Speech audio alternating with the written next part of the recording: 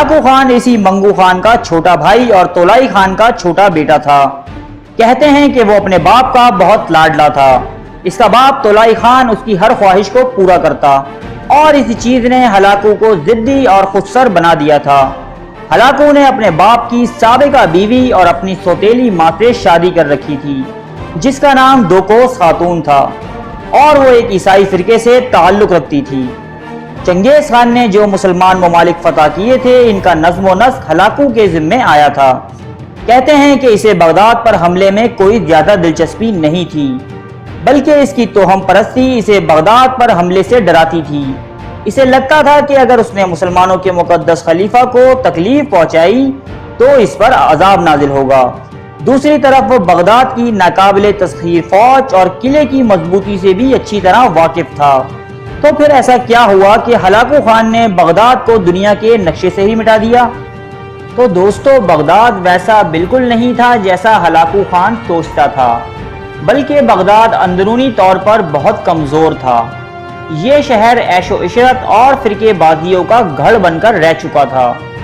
شیعہ سنی فرقے میں ایک جنگ مسلسل چلتی رہتی، جس طرح ہمارے ہاں ٹی وی ٹاک شوز میں سیاستدان ایک دوسرے کی پگڑیاں اچھالا کرتے ہیں، اسی طرح بغداد کے علماء بھی روز روز گلی کوچوں میں مناظروں اور مباحثوں کے نام پر ایک دوسرے کی پگڑی اچھالا کرتے۔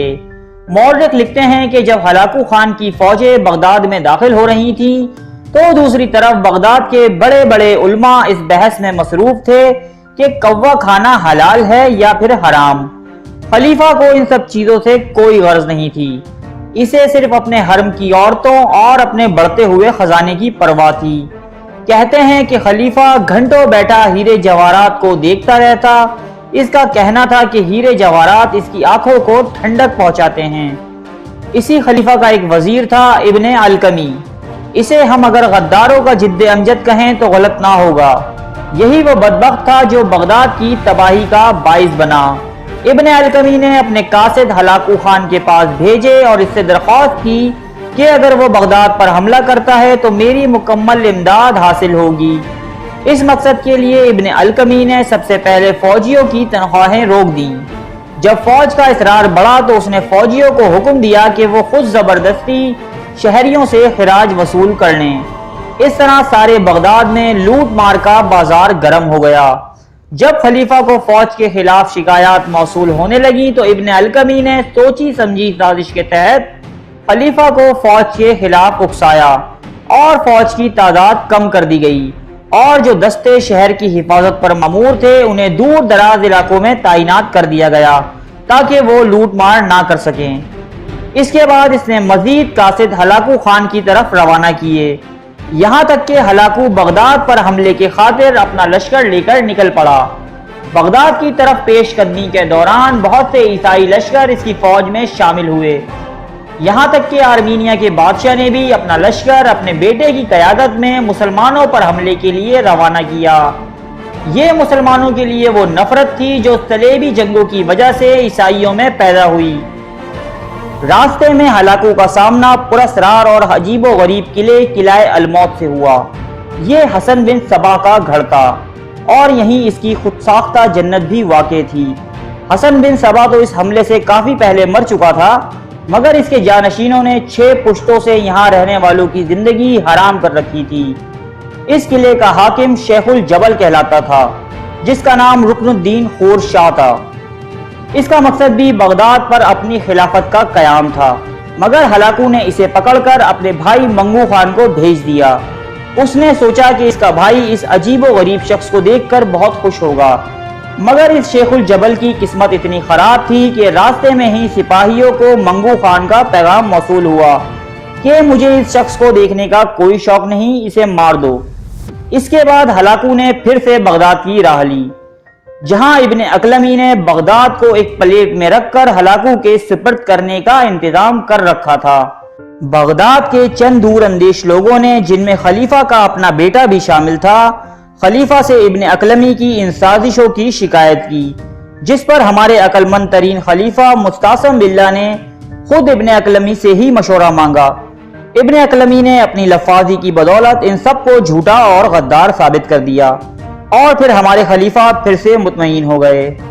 پھر 29 جنوری 1258 کا وہ دن بھی تاریخ نے دیکھا جب اس وقت کی دنیا کے سب سے بڑے اور مہذب شہر عروس البلاد بغداد کا محاصرہ منگولوں نے کر رکھا تھا۔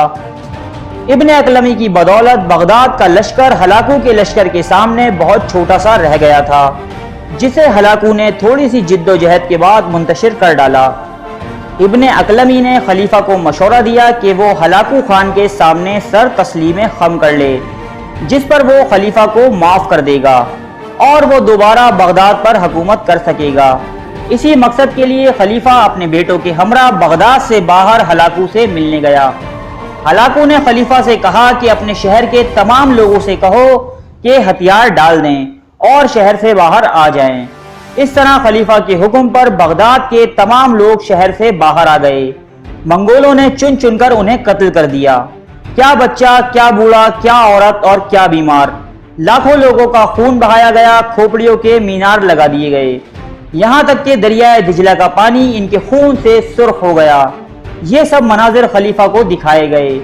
پھر ہلاکو نے خلیفہ کی نشاندہی پر بغداد کے خزانوں کا رخ کیا، جہاں جواہرات اور اشرفیوں کے تھیلوں سے بھرے ہوز پائے گئے۔